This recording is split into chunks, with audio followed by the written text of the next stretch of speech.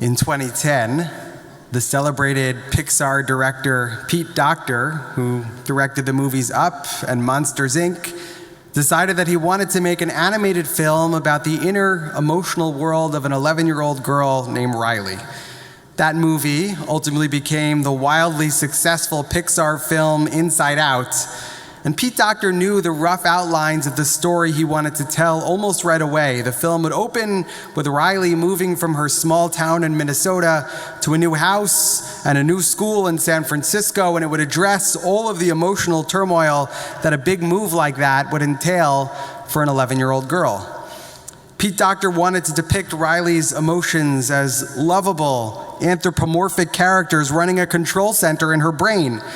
But that's where he ran into a problem, because the psychologists he consulted on that movie told him that human beings have up to 27 distinct emotions, and you can't tell a good story with 27 main characters.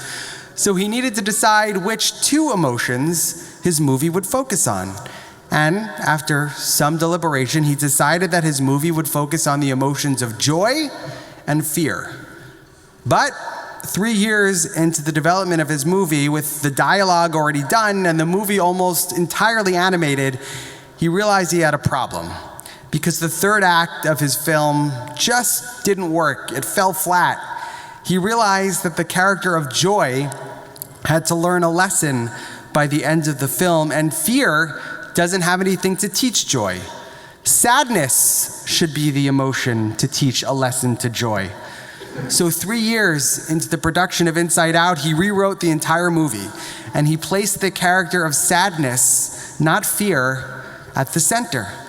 Inside Out went on to win the Academy Award for Best Animated Feature Film, and it was the highest grossing movie in Pixar's history.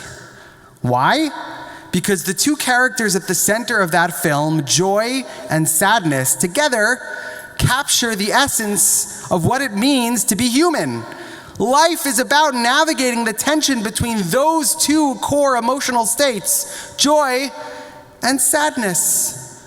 The human experience at its core is bittersweet. In her book called Bittersweet: How Sorrow and Longing Make Us Whole, the writer Susan Cain defines what she calls the bittersweet condition as a tendency to states of longing, poignancy, and sorrow. An acute awareness of the passing of time, a curiously piercing joy at the beauty of the world. Bittersweetness is about recognizing that light and dark, birth and death, joy and sadness are inextricably linked. To paraphrase the great Israeli songwriter Naomi Shemer, bittersweetness is about blessing both the dvash and the oketz, both the honey and the sting. Or, as Tom Petty might put it, the bittersweet condition is an acknowledgement that some days are diamonds, some days are rocks. Today is Shabbat. It's a day defined by joy, by celebration, by wine, and yes, by food. Sorry to remind you of that. A day on which we should be celebrating Oneg Shabbat. We should be feeling happiness, delight, fulfillment. In fact, we don't recite Avinu Malkeinu today on Shabbat because Avinu Malkeinu is a petitionary prayer. It's a prayer in which we ask God to fulfill our needs. But we don't need to ask God to fulfill our needs on Shabbat because our needs are already met. We don't recite Avinu Malkeinu today because we should not be lacking for anything on a day defined by pure joy. But of course, today is not only Shabbat. It's also Yom Kippur, a day of reflection and introspection, a day of soul searching, a day dedicated to reflecting upon how we have fallen short in this past year and how we hope to grow and change in the coming year. In other words, in many ways, today is a sad day. But the confluence of Yom Kippur and Shabbat means that today is an extraordinarily special and beautiful day. Today, Shabbat, the day normally defined by feasting, is now defined by fasting. Our day of respite has become our day of repentance. Joy and sadness, celebration and introspection have merged to become one. In other words, today is the definition of bittersweet. And it's so fitting that we are concluding this dark and terrible year on a bittersweet day, because we started this dark and terrible year with the most striking confluence of joy and sadness in living memory, when the massacre of October 7th took place on Simchat Torah. The most joyous day on the Jewish calendar became one of the most tragic days in Jewish history. But I don't want to focus on October 7th this morning. Instead, I want to take us back to Jerusalem in 1943. In 1943, Shai Agnon, the Israeli Nobel laureate, was living in Yerushalayim in Jerusalem when on Erev Shavuot, he learned of the destruction of his hometown, Buchach, in Galicia, in what today is Ukraine. Every single person that Agnon knew from his childhood in Eastern Europe was suddenly gone. In his beautiful book, Ir Umlo'ah, A City and Its Fullness, Agnon writes about the tension between mourning the destruction of his community on the one hand and celebrating Shavuot in Jerusalem on the other hand. In the words of Shai Agnon, I made no lament for my city. I did not call for tears or for mourning over the congregation of God that the enemy had wiped out. The day when we heard the news of the city and its dead was the afternoon before Shavuot. So I put aside my mourning for the dead because of the joy of the season when our Torah was given.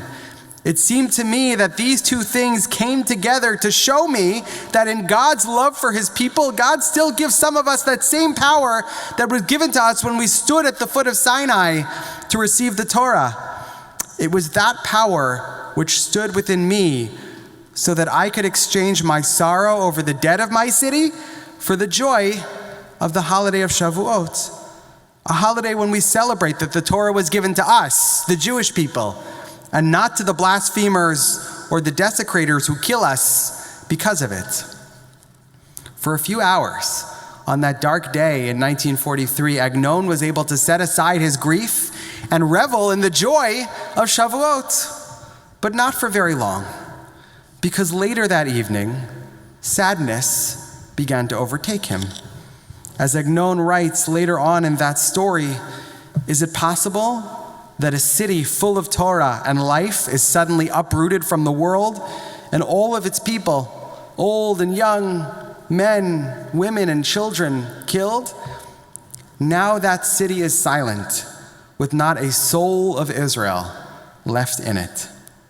I closed my eyes so that I would not see the deaths of my brothers, the people of my town. It pains me to see my town and its slain, how they are tortured in the hands of their tormentors, the cruel and harsh deaths they suffered. And I close my eyes for yet another reason. When I close my eyes, I become, as it were, master of the world. I see only that which I desire to see. So I close my eyes and I ask my city to rise before me with all of its inhabitants and all of its synagogues. Agnon's story is about the destruction of Buchach on Shavuot in 1943, but it could have just as easily been about the destruction of Kibbutz Kfar Aza or Ofakim on Simchat Torah in 2023. Agnon's story is wistful, it's introspective, it's bittersweet. It's a story about what it means to celebrate and mourn at the very same moment, a tension that lies at the heart of the human experience. As Susan Cain puts it in her book, the tragedy of life is linked inescapably with its splendor. You could tear civilization down and rebuild it from scratch, and that same duality would rise again. I've mentioned this teaching from the Bima before, but it's certainly worth repeating today. The rabbis of the Talmud teach that if a wedding procession and a funeral procession meet at a crossroads, it's the wedding that goes first and not the funeral. A wedding always takes precedence. It is always given the right of way. And the wedding procession goes first because, above all else, Jews choose life. No matter what's happening in the world or how dark things may be, Jews have always diminished the darkness by embracing, celebrating, and sanctifying life. Even in the camps, at the darkest moment in the history of our people, Jews wrote poetry. In the words of Elie Wiesel, so long as the Jewish poet remains alive, he will, to his dying breath, indeed with his very last breath, spin ancient and new dreams and chant songs that he might pass on to future generations. Jewish poets sang not only before the Shoah, but also from the very heart of the Inferno. In other words, poetry and life have always taken precedence over eulogies and death, even, or maybe especially, during the Holocaust. But that's not the end of the story, because later rabbinic authorities tell us that while a wedding does indeed take precedence over a funeral, after the wedding, after the couple has stood beneath the chuppah, then the obligation to comfort the mourner supersedes the obligation to celebrate with the bride and the groom. Because as important as celebrating life may be, it is equally as important to find room in our hearts to support people in their hour of greatest need. And that is a difficult but profoundly important balance to strike. To smile and celebrate at the joys of life, while at the very same time being able to comfort and hold those who are facing the inevitable realities of life. That is the bittersweet condition that lies at the heart of what it means to be human. As Susan Cain teaches in her book, if we fully accept the bittersweet nature of the world, if we embrace both the moments of joy and the moments of sorrow, then we can cultivate a richer and more meaningful life. Our tradition is filled with bittersweet stories. Adam and Eve being exiled from the garden, the binding of Isaac, Joseph's tearful reconciliation with his brothers, and the story of the golden calf.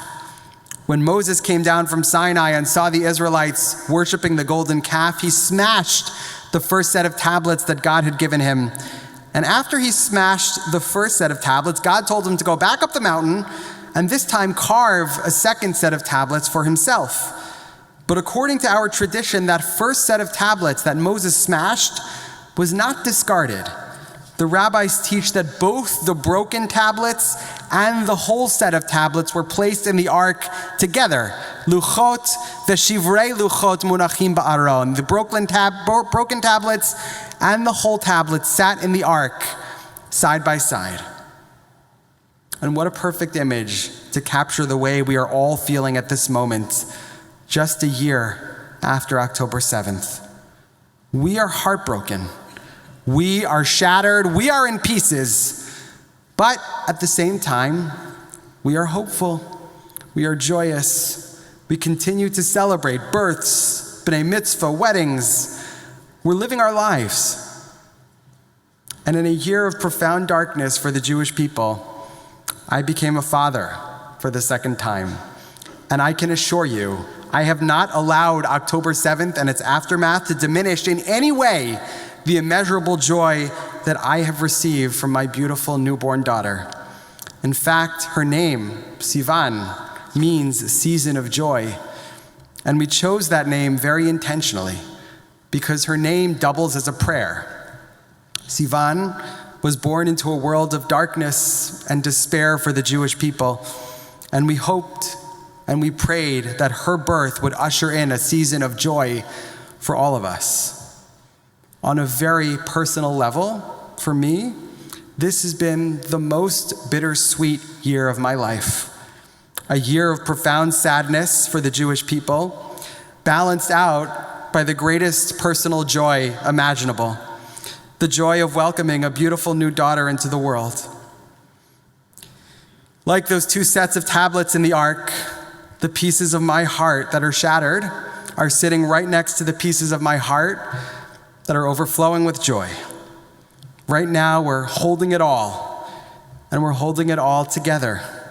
Our tears, our heartbreak, our pain, our resilience, our hope, our joy. In the words of Naomi Shemer, Al kol eile, over all these things, God, protect us. Al hadavash ve'al ha'oketz, al hamar ve'hamatok, the honey and the sting, the bitter and the sweet.